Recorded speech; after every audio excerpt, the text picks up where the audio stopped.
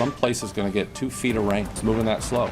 Breaking news, Hurricane Ian makes landfall in Florida. We have team coverage of the severe weather event today on This Is Now. Let's start with Gloria Pazmino, who's live in Tampa with the latest. And the rain is continuing to come down here in Tampa, which is where I'm standing right now. The wind, the rain coming in every possible direction, but nothing like what we are seeing towards the south. Fort Myers, Cape Coral, Naples, that area of Florida to the south, about 90 miles from here where Hurricane Ian made landfall, getting catastrophic amounts of flooding as Ian continues its path across the state. Hurricane Ian slamming Florida's Gulf Coast with near Category 5 strength. The monster storm packing winds of 155 miles per hour. 155-mile-an-hour winds are incredibly dangerous. There will be debris in the air and flooding powerful enough to move cars around. Even before the worst of the storm hit, people in Fort Myers already seeing mass flooding. The storm surge is very significant. We're actually seeing cars and boats float down the street. We're seeing trees nearly bent in half. In some areas, the storm surge could reach life-threatening levels of near 18 feet. Already, hundreds of thousands of people are without power. Ahead of the storm, long lines on interstates as residents scramble to evacuate, but some choosing to stay behind and ride it out. I've got my safe room ready. We have a second bathroom with no windows. I've got a bed in there. I've got the dog food, water. The bathtub is full. Governor Ron DeSantis expecting to submit a request for a major disaster declaration for all 67 counties, which will allow the federal government to send funds for cleanup. We are on the alert and in action. We've approved every request Florida has made. Now, over several million people, over 1 million people, I should say, across the state of Florida are currently without power. As we start to lose the sunlight, that's going to become a major source of concern for people across the state as Ian continues to wreak havoc, bring water, bring wind, flooding, historic amounts of wind here to the state. In Tampa, Gloria Pazmino, back to you. And continuing our coverage, let's bring in Mike Valerio. Now, he's tracking those impacts as well as what the federal government is doing to help. Mike, can you tell us how the federal government is mobilizing right now? Sure, Ashley. Well, you know, the FEMA Command Center, the Nerve Center, is just a couple blocks from where we're broadcasting from right here. So our attention turned there this morning. And the FEMA Administrator, Deanne Criswell, laid out several points as to how FEMA is going to be helping. And right now they said that they have their search and rescue, urban search and rescue teams that are prepared to search for people who could be trapped in floodwaters that are standing by in Miami right now. That's point one. Point two, they have more than 100,000 gallons of fuel that are at the ready to be deployed for extensive power failures. And when you think of these numbers for the third thing that she outlined, there are more than 3 million meals and 3 million liters of water that are being held in nearby Alabama in FEMA storage facilities that are ready to be deployed to the disaster zone when it is safe to do so. I also thought, Ashley, it was notable that FEMA here in D.C. is going to be tracking dialysis centers, nursing homes, retirement homes with elderly, vulnerable patients and residents who are not able to evacuate. So they'll be watching them from here as well. And Mike, President Biden is expected to visit FEMA tomorrow, and the White House is saying this could be more disruptive beyond Florida's borders. What can you tell us about that? Yeah, the White House actually is really preparing people outside of Florida to feel this, and we're talking about the economic realm. When you think of I-4 that stretches from Tampa, crosses through Orlando, and over to the East Coast, in I-75, which runs through northern Florida, snakes its way down to the Tampa area, and approaches Miami, these are all trucking routes, shipping lanes, when you're talking about trucking packages going back and forth, that could be impacted by severe flooding, that could be shut down for days to come, at least through the end of the week. So supply chain issues, also 75% of the orange belt in the state of Florida is expected to be impacted in one way or another by this storm. So President Biden is saying, okay, you could, as we're carrying out our daily lives far outside of Florida, either at the grocery store or waiting on a package, you could feel the impact of this storm. Right, and talking about economic impacts, there's the possibility gas prices could spike again. What are you hearing about that? Sure. I thought it was notable that President Biden warned oil companies at a separate event here in D.C. today not to price hike, not to engage in any kind of spiking behavior, to jack those prices through the stratosphere, essentially. He, of course, is under extreme pressure when we had gas prices falling throughout the summer, plateauing, now creeping up ever so slightly in certain parts of the country for gas prices not to explode across Florida. He said that these oil companies and local gas stations cannot prey on people. That is certainly something that federal regulators here in D.C. from the Department of Energy, Federal Trade Commission will be watching in the days ahead, Ashley. All right, Mike Valerio joining us from Washington, D.C. We appreciate the time, Mike. Stay with Hawaii News now as we continue to track the impacts of Hurricane Ian. We'll have more coverage coming up in this newscast and, of course, on your H&N digital platforms. New at noon, Hawaii reports 7 additional coronavirus deaths and 800 new cases in the past 7 days. The DOH is also adding nearly 11,000 backlogged cases to its count.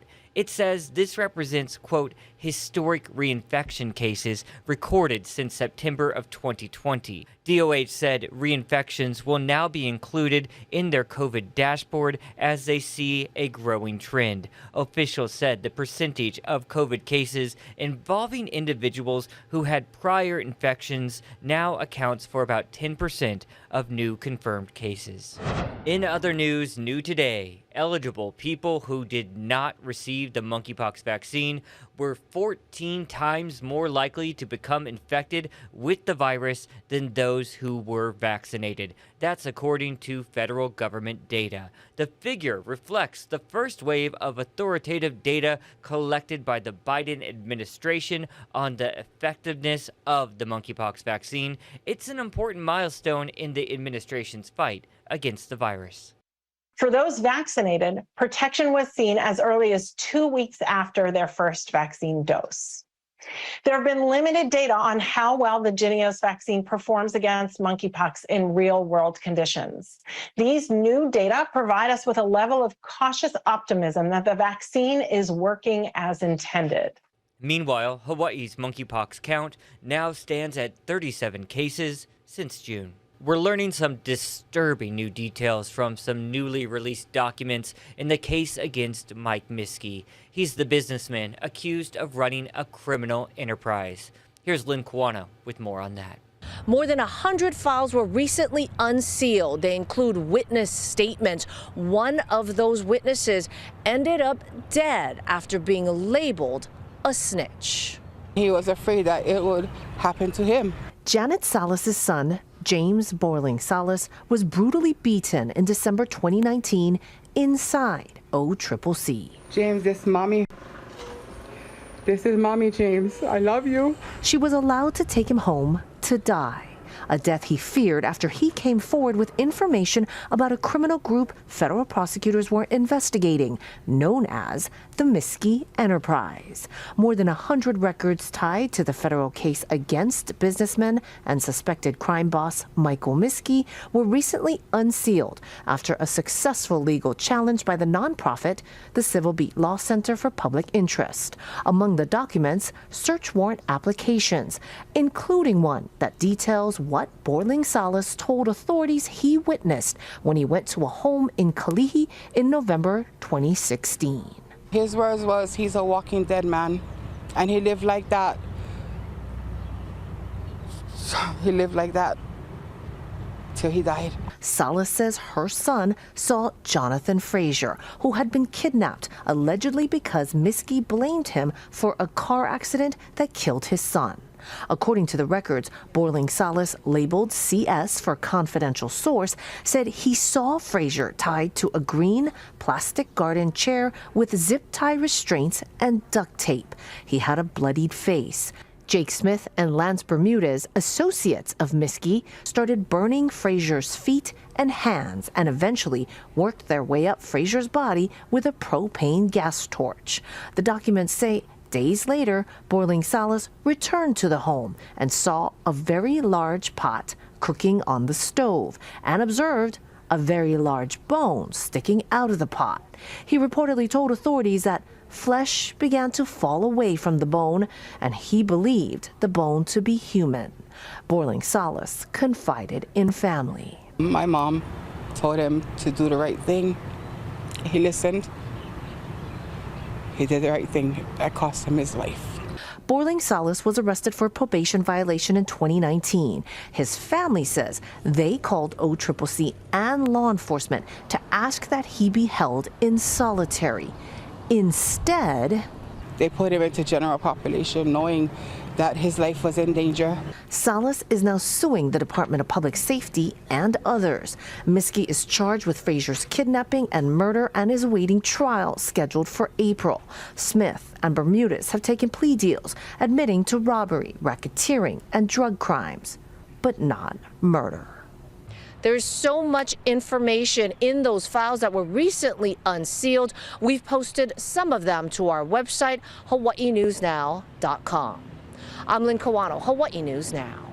A recent Hawaii Supreme Court ruling is causing a major headache for prosecutors across the state. Honolulu prosecutor Steve Alm joined us today on Sunrise to talk about the Obrero decision. What they held in that case was that a 1905 statute that said you have to only use grand jury was really the one that should be followed. And I think the Chief Justice's dissent said when the Constitution was amended in 1982, that trumped it. And that's what we agree. But the law, the rule now is no preliminary hearing. Everything has to go through grand jury. And so now the concern, that's one specific case, but now it's precedent that's been set. And so now we're concerned about 168 felony cases that could be invalidated? Here on Oahu. Okay. They are invalidated right now. Okay. Defense is trying to figure out how to get their people out of jail pending trial. We're trying to keep them in and protect public safety. But that means 160 plus cases are going to get dismissed. We have to, even though they went to preliminary hearing before, we're going to have to get the victims and the witnesses, police officers, haul them off the road and get them into grand jury for those cases. How much work is this going to be for the system? Because they're saying that this could completely throw it into chaos. Well, you're redoing 160 felony cases, and it's a question of numbers. Because the grand jury days we have, 3, now 4 as of this week's sessions, are already taken up with all the current cases.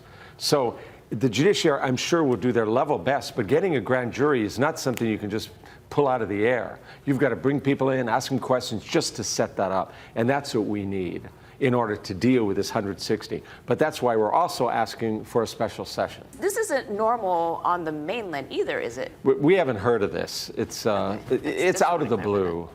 You know, and we're doing our best to do this, to keep people in custody, because we have to deal with that. There's no question those 160 cases have to be dealt with. But the advantage, if there could be a special session, as soon as that happens, we have absolutely no doubt the legislature is going to fix this. Then we can start going to preliminary hearing again. Every case we can take to preliminary hearing means one fewer going to grand jury. All right. Well, we appreciate you coming in and shedding some light on this. Honolulu prosecutor Steve Alm. We've learned cameras will be barred from future court proceedings in the murder cases against Lori Vallow and Chad Daybell. An Idaho judge granted the defense's request, saying broadcasting the images could prevent a fair trial by making it hard to find an impartial jury. Dozens of media outlets had sought to block that motion, saying widespread interest in the case would continue, and barring cameras would only prevent the most accurate depiction of the proceedings from being made available. Vallow and Daybell have both pleaded not guilty to conspiring to kill 2 of Vallow's children and Daybell's former wife. They could face the death penalty. A new warning for U.S. citizens in Russia comes as there's an escalation of tension between Russia and the West, including a likely act of sabotage on a pipeline that carries natural gas from Russia to Europe. Natalie Brand has the latest. The U.S. Embassy in Russia is warning Americans in the country to depart immediately as the war in Ukraine enters a new phase. The message comes as Russia begins a draft of its citizens. The State Department says dual U.S. citizens could be forced to enlist, with Russia refusing to acknowledge their American citizenship.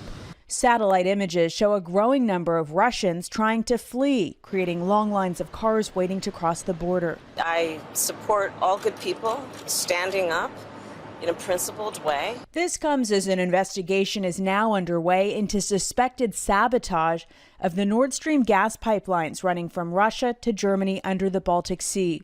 Video shows the aftermath of what's believed to be underwater explosions and 3 leaks discovered around the same time. It is not a coincidence. It was planned, well planned. The Biden administration's national security advisor, Jake Sullivan, says the U.S. will support the investigation and will continue work to safeguard Europe's energy security. Putin has weaponized energy, and we have said this many times before. This just drives home the importance of our efforts to work together to get alternative gas supplies to Europe. The president of the European Commission says any deliberate disruption of active European energy infrastructure is unacceptable and will lead to the strongest possible response. Natalie Brand, CBS News, the White House. Thanks, Natalie, for that update. Want to get back to our other breaking story of the hour. Severe weather, of course, Hurricane Ian making landfall in Florida's west coast hours ago. You can see on this live radar image right now that eye of the hurricane, which came ashore again hours ago, is starting to deteriorate right in front of our eyes. So we'll keep an eye on that, continue to monitor the developments that come out of the storm. We have a little bit more news regarding it coming up in just a few minutes. For now, let's turn it over to Guy Hoggy with an update on our weather.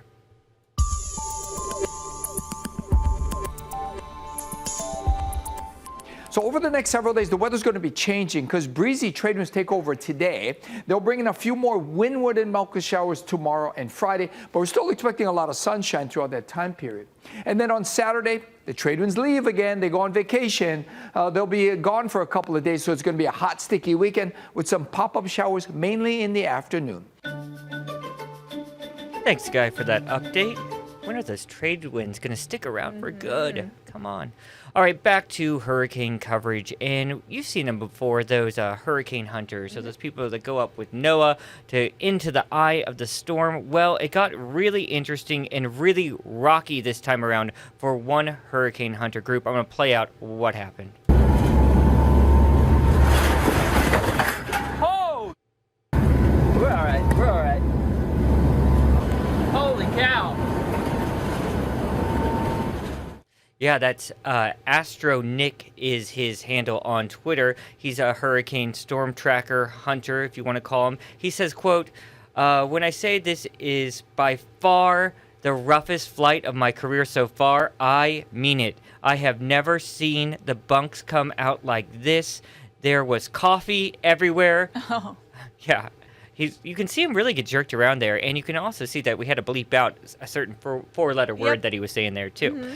So, yeah, I've never been on one of these flights. I know people who have done it here locally who said it really wasn't a jolting-type maneuver or jolting-type experience, but this shows you just how powerful Hurricane Ian really is as we take one more live look at the radar right now as that eye cruises over north of Fort Myers. The storm hit the state as a Category 4 storm hurricane earlier this morning.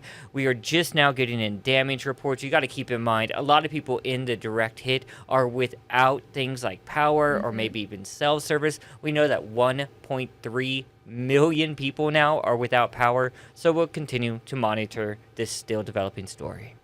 So let's move on to some other good news the internet's talking about. Yeah, so let's check out the latest shot from the James Webb Space Telescope. a spiral galaxy 29 million light years from Earth. Now, it's called IC 5332, a pretty boring name for such a cool-looking galaxy. And if you look at the white spiral arms, NASA calls them the bones of the galaxy, which are typically hard to see because of dust.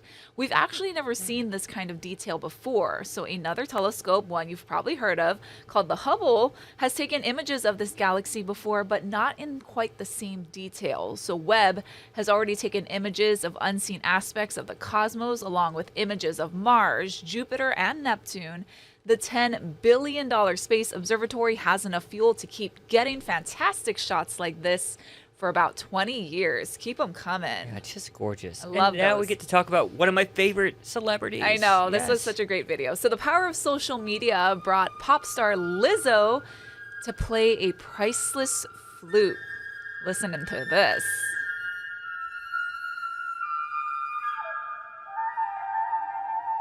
So for those of you who don't know, Lizzo is classically trained in the flute. So she was set to be in DC for a concert on Monday, but before hitting the stage, she visited the Library of Congress after the head librarian tagged her in a tweet, because the librarian also classically trained on the flute. So lucky Lizzo got to play a crystal flute. That's right, crystal, made for President James Madison. It was actually rescued from the White House during the War of 1812. So Lizzo played the antique flute on Tuesday during her concert, wowing her fans. She posted it on Instagram. It's wonderful. And the Library of Congress houses one of the world's largest flute collections. So many talents. So many talents. She's awesome. Did you play any instruments? I did play the flute. Oh, no. In middle school. Sorry, Ashley's mom. Sorry. You had to try. I tried to play the drums. Did not last long at all. yeah. No. All right, some more good news now. Jeannie Mose is standing by with the story of a rapping grandma who's running for office in Utah.